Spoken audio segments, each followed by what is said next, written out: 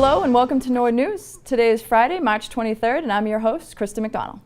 In today's top story, 27 Norwood High School television students traveled to Nashville, Tennessee last week to take place in the Student Television Network Convention. And once a year we come together at a convention and go to professional breakout sessions and compete against each other head to head. The NHS TV students were registered into 12 different competitions with topics ranging from news stories to silent films. One of the competitions NHS TV competed in was live interview. Yeah, so we had one group who entered the live interview contest, and what that means is they're given a topic and some information about the topic, and they have 3 hours to find a relevant interview and do an interview live to tape. I myself did live interview with my two friends Robert Bussiere and Ryan Kelly, and we did the live interview contest, and out of about 20 teams we won first place in the country, so we were really proud of it. And the first place winner is Norwood High School. Yeah! They basically gave us, they had a room where they had 5 different groups from the Special Olympics program who were there to just help and who were there to just provide interviews for all the kids. And so we interviewed the coach, Jennifer Copeland, and she talked about just what the program is and like how all the kids interact with each other. And yeah, it was a good interview. Tim and Mr. Brunt both agree that the STN trip is extremely valuable to the growth of the Norwood High School television program. I think it's really important because it helps us just, first off, it helps us bond with one another, and it makes everyone in the TV production program just closer as a whole, and a tighter unit operates more efficiently. It's a professional growth experience. So they're learning from someone other than me. You know, they're learning from someone directly from the industry in the breakout sessions, and then they're sort of measuring their skill versus kids around the country who are sitting in classes like them. So they come back, you know, energized and ready to use the things that they learned. They talk to the other kids about what they learned, you know, the ones who didn't go, and it's sort of like a trickle-down effect. And I would say without the STN convention, we're not as strong of a program. Hi, I'm Tim Rose, here to show you my interview that I did with Robert Bussiere and Ryan Kelly at the STN convention that covers the topic, Inclusion Creates Understanding. Here it is. Thanks, Joe. I'm Tim Rose here with Jennifer Copeland, who works as a coach for the Unified Special Olympics program, which aims to encourage more inclusive sports programs in schools. So Jennifer, as a coach, can you tell me what the most memorable part of your job is? Seeing the students and the athletes and partners play side by side and just have fun together. And can you give me a personal favorite experience that you've had while working with the kids? That would be last year when we played unified volleyball at the state tournament. They were tutus, partners and athletes alike, and we came home with the gold. It was 2-2 power. Great. And how do you think that this program encourages more understanding between kids from both groups? The school sees our students as part of the school. They are part of the school, the community, and they develop relationships with everybody. Thank you for your time, Jennifer. For Student Television Network, I'm Tim Rose. Now back to Joe at the news desk. Congrats Tim, Robert, and Ryan, and great job to all the NHS TV students who traveled to Nashville. On Tuesday, March 20th, a group of Norwood High School students joined the national walkout movement to protest against gun violence. The walkout at NHS took place a week later than originally planned because of last Tuesday's nor'easter. It was estimated that 100 to 125 students partook in the protest. For more on the event, we go to those involved. My friends and I organized a school-wide optional walkout in the wake of the Parkland, Florida shooting to address the issue of gun violence everywhere, specifically though in schools. Let us be clear here.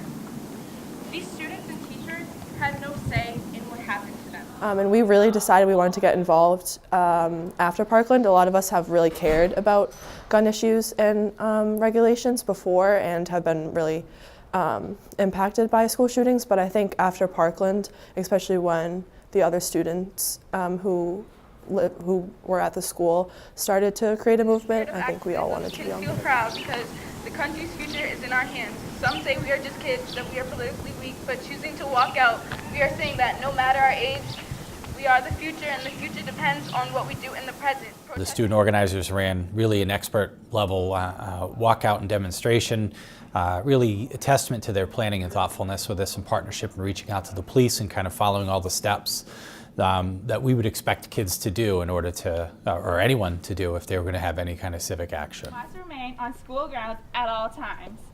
At 10:17, we must all return directly to class and continue our school day. as we want this to be respected in a serious matter. I think it went as well as it could have possibly gone.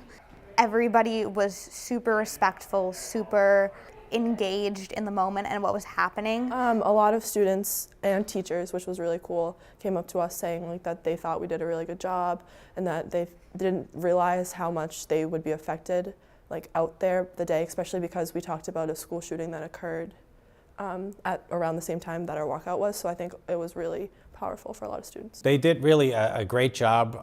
You know, I gave them cues about things like rehearse. So when you say it's 9 minutes, 10 minutes long, no, it's 9 minutes, 10 minutes long. They started right on time. They ended on the dot at 10:17. Did a great job of setting expectations to students for their participation, what to do and what not to do. When I imagined it in my head going as smoothly as possible, it went exactly that way. It was really fantastically done. Regardless, by walking out today, you have made your voices heard.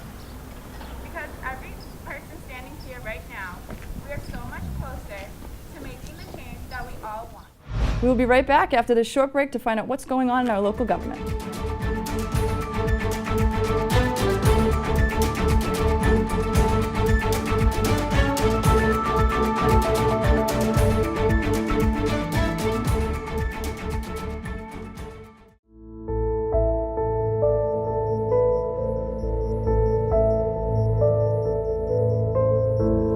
Norwood. Here, we are chosen at birth. Our loyalties are predetermined. And our families, defined. Raised by the stories of those that came before us. Here's a breakaway. Bill Norman, he's in back, it's goal! Fearlessly driven by the hope of what's to come. It chooses us. It defines us. And for us, it's everything. This is Norwood. And here, sports are in our blood. Norwood Mustangs 2015 are the state Division I champs.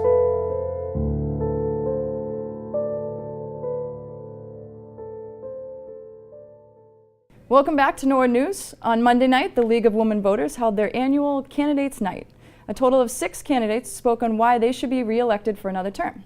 This included Housing Authority, Library Trustees, Town Moderator, Finance Commission, Board of Selectmen, and Planning Board. The only contested race, School Committee, did not have candidates speak due to a family emergency with one of the candidates, Patrick McDonough. Remember, the annual town election day is Monday, April 2nd. Be sure to cast your vote. On Tuesday morning, the Board of Health held a meeting in room 12 of the Town Hall. They had a full agenda, including 2 variance requests, a review of fee recommendations, the new food establishment list, and nurses report. Chairman Jacobs had a message to make to the public regarding asphalt, odor, and nuisance. We're going to the Norfolk asphalt odor nuisance condition, and I'm really excited to let everybody out there know that we now have an inspection or a complaint investigation form, which we will have here at the Board of Health, and their telephone number is 781-762-1240, and just ask for the Board of Health. They will have them, but on top of that, the Norfolk Asphalt will also have a telephone number, 508-509-6034. That's a 24-hour telephone number for the asphalt people, so that if you have a complaint and you want to call, but it's during the day and the town hall is open, then please call the town hall first, because they would be the people that would get this thing rolling. But if it's after hours, say you wake up at 6 o'clock in the morning and you say, oh my gosh, that smell is just driving me crazy, you want to call the Norfolk Asphalt hotline. I'll give it to you again. It's 508-509-6034. And that number there will get you to the person that's going to have a telephone with them at all times, day and night, 24 hours, so that if you have a complaint, that they will take it under advisement.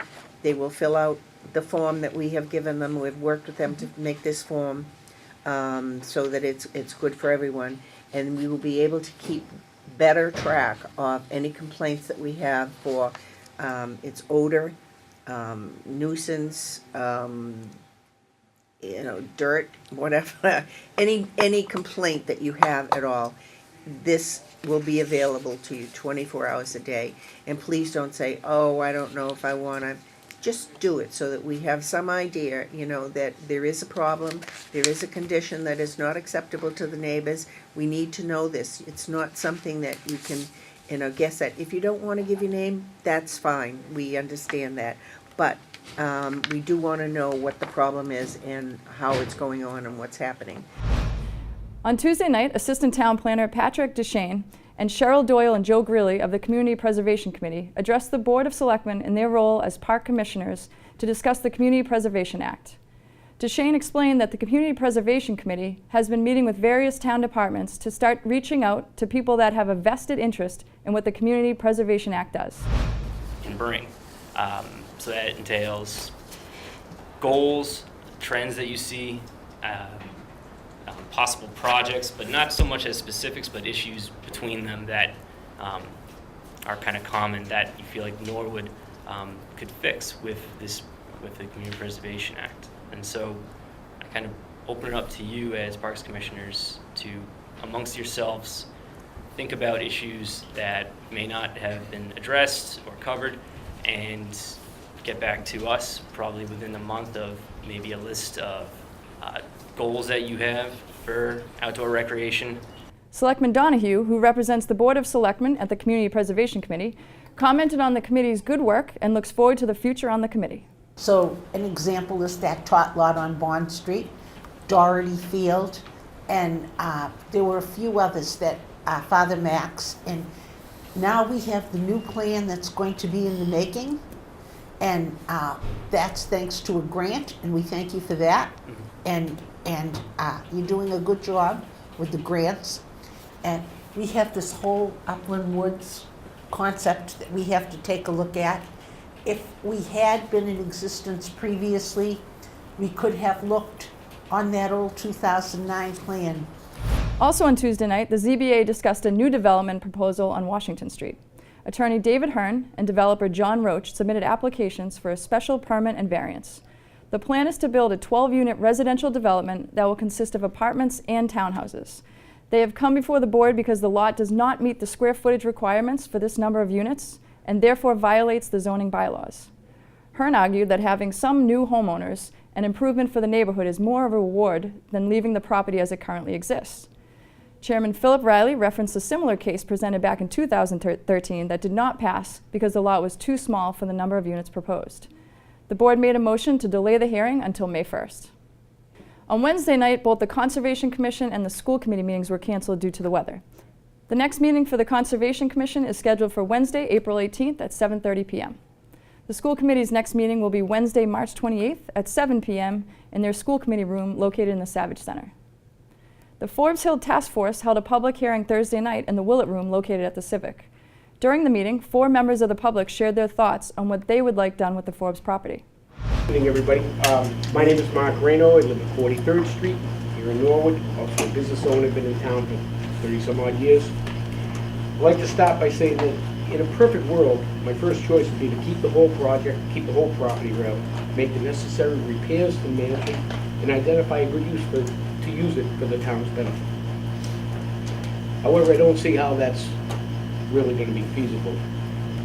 If we held back on the survey until May or June to get people to come up and look at the property, I think that might be a waste of time. Tonight's a public forum and we're not flooded with the public, so I think the way the task force is going about their business, and if they get a survey out, say with the Department of the Light Department, and get it out to the public, they could get a better idea. And I think the further, the faster we can go with this property, so we're not a burden to the taxpayers of the town, I think the better we are. So restaurants and stores charge a tax rate of 6.25%.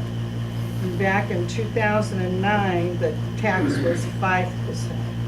This is a consistent and constant method of revenue for the Commonwealth, because Norwood needs to have a large infusion of revenue for the maintenance, improvements, and betterments of not only the Forbes Mansion, but Town Hall, the Civic, and other property of great importance. I and others are thinking outside the box. I have faith in you and what you're doing. I do want to say, so that people have a good understanding of what the mansion looks like. It's had a few tough years, but the outside of the building is still very nice looking. The inside, given the fact that it already had $1 million put into it, can be easily by a developer, can be rearranged, repurposed, the same as any building can be rearranged and repurposed. They already did it once. There are good things in that building, systems that are functioning and working that could be of use to others. To watch the full government meetings, tune into the NPA TV government channel or go to npatv.org. Stay tuned after this break to see what's going on in our schools.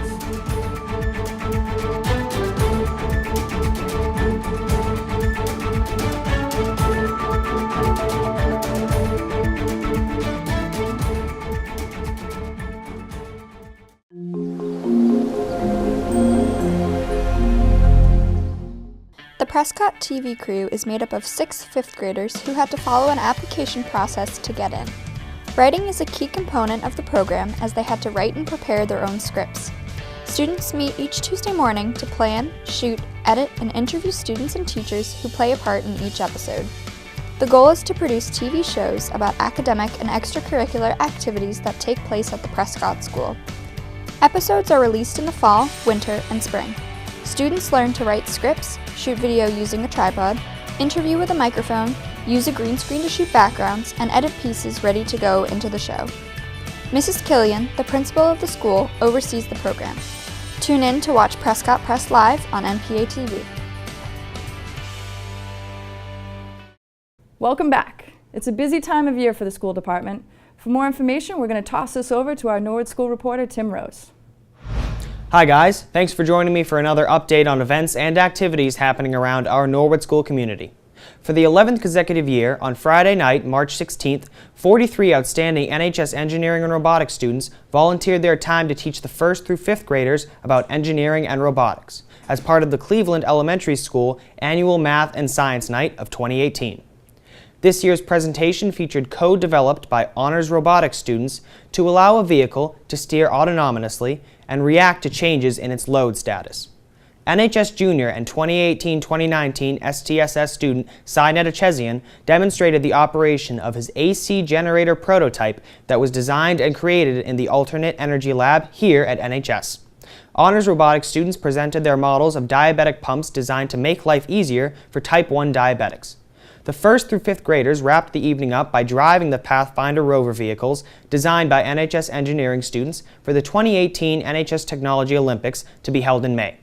Dr. Crowley would like to send kudos to his NHS students for participating and a special thank you to the Cleveland School Parent Group and Mary Hatchie for organizing this event. Recently, sophomore Secretary General Adeline Janid took her Model United Nations Club to the United Nations headquarters for their first conference. While in NYC, students solved global issues on a real-life scale.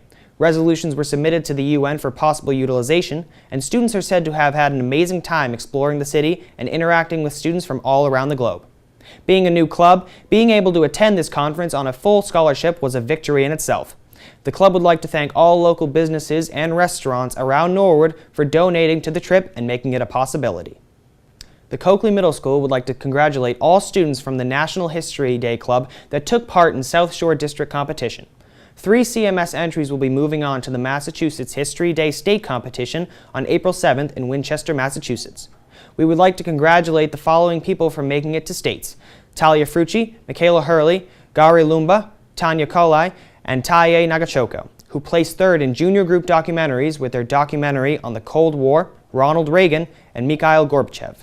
Shannon Quinn, Elizabeth Hinkson, and Francesca Reardon, who placed 2nd in junior group websites with their website on the Salem witch trials. Katerina Chavo, who placed 2nd for her exhibit on the Harlem Hellfighters of World War I. And we would also like to congratulate Daniel Sorensen, Shirshir Pai, Guru Gatshan Naikar, and Sean McCarthy for their excellent performance at districts. While their group didn't advance to states, they did a great job representing CMS.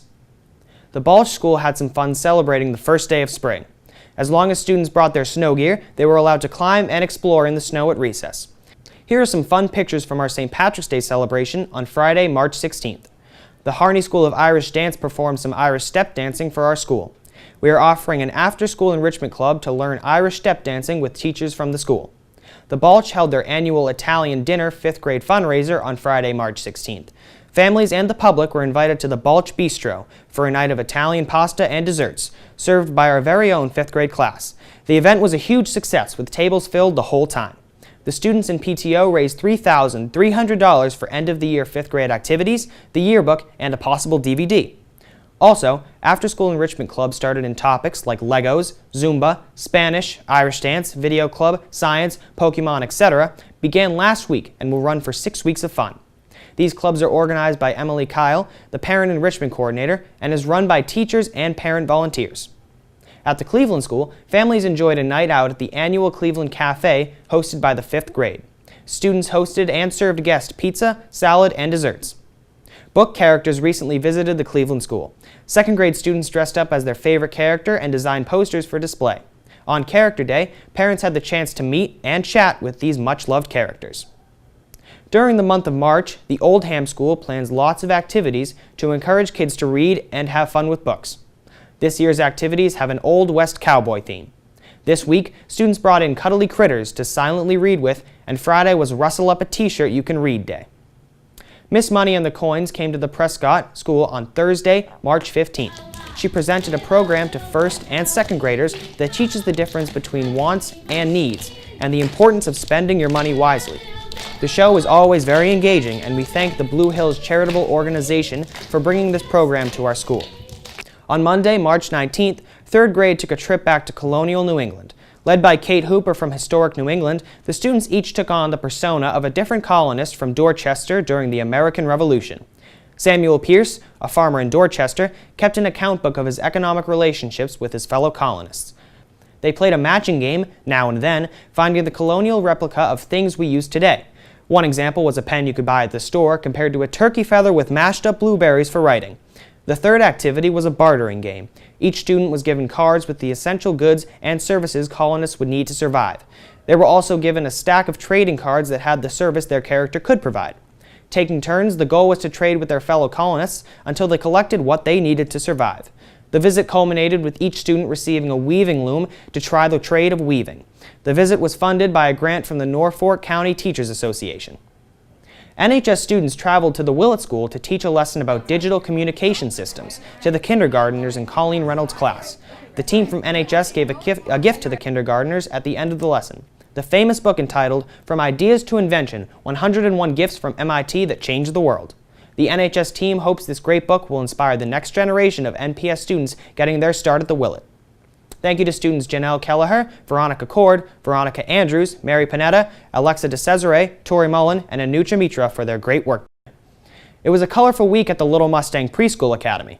After reading the story Mouse Paint, some of the classes did some of their own color mixing activities. The children learned how to make 3 new colors just by using blue, red, and yellow paints. The students also learned about how rainbows are made and participated in some really cool science experiments to make some rainbows of their own. In Mrs. Tolman's class, the children used paper towels to move blue, red, and yellow water from one cup to another using paper towels. The children were amazed at how quickly the color water traveled up the paper towel and slowly dripped into the empty cup. By connecting 2 cups of colored water with the paper towel, the children were able to mix the colors to make new colors.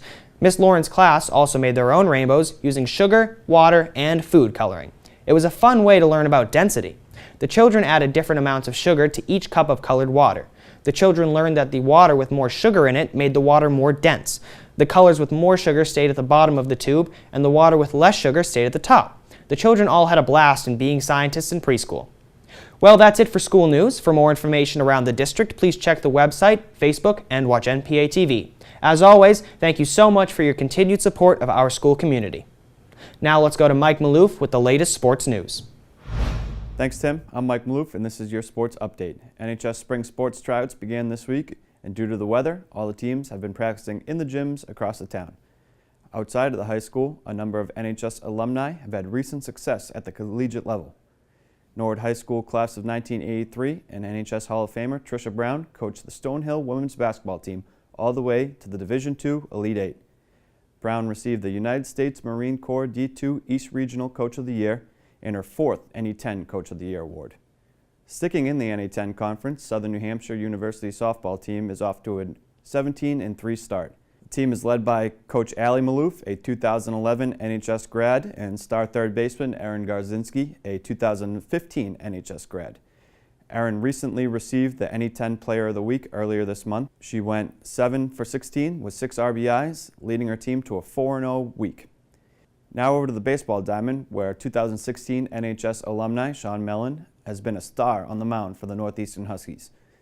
Mellon is currently 5-0 with a 1.09 ERA, and his best performance of the year came against number 15 Auburn Tigers. Mellon delivered the Tigers their first loss of the season by throwing a no-hitter into the 8th inning.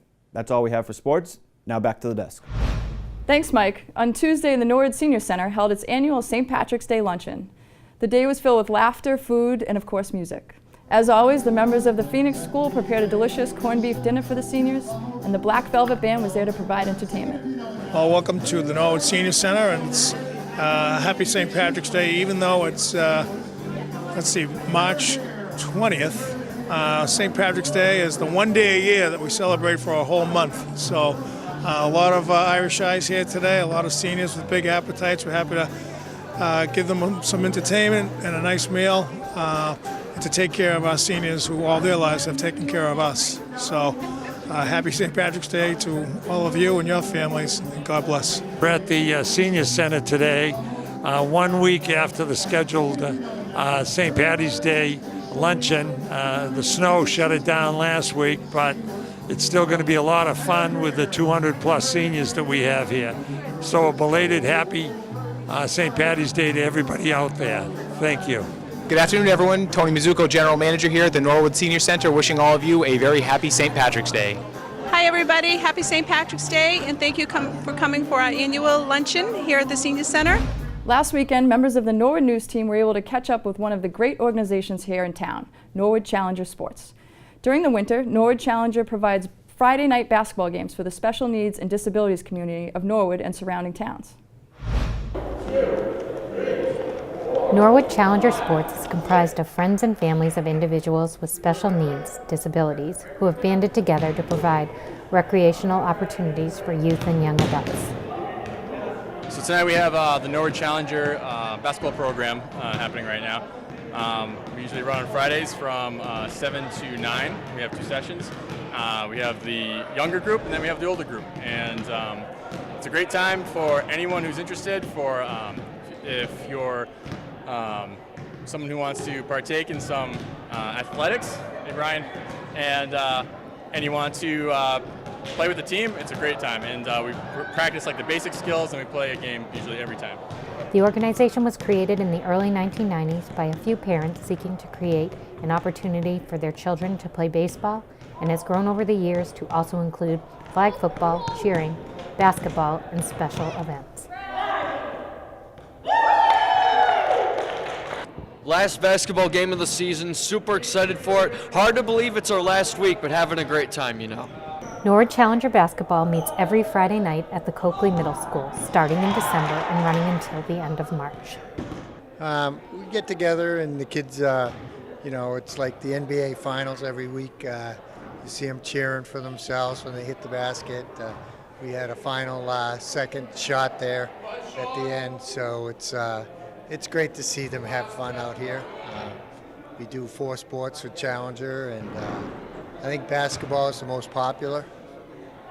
So it's a great chance to have the kids do something fun. All right, hi, I'm here with Joan. What's your favorite part about today? Basketball. Basketball? Did you cheer with the cheerleaders too? Yeah, I did. Do you like cheering with the cheerleaders? Mm-hmm. Are a lot of them your friends? Yeah, I do. It's awesome, right? For more information on the Norwood Challenger Sports program, visit norwoodchallengersports.org. As reported 2 weeks ago, Jonathan Bourne is resigning as principal at Norwood High School. This week, the Patriot Ledger reported that Bourne is the only candidate of 24 applicants that is still being considered for the Braintree High School headmaster position. Now that the Norwood High principal position is open, Superintendent Dr. David Thompson has asked if any parent is interested in joining the screening committee to please email him at dthompson@norwood.k12.ma.us. All parents are asked to submit their interest by Thursday, March 29th. Thanks so much for watching this episode of Norwood News. I am your host, Krista McDonald. To stay up to date with MPA TV, check us out on Facebook, Twitter, and Instagram. Have a great weekend.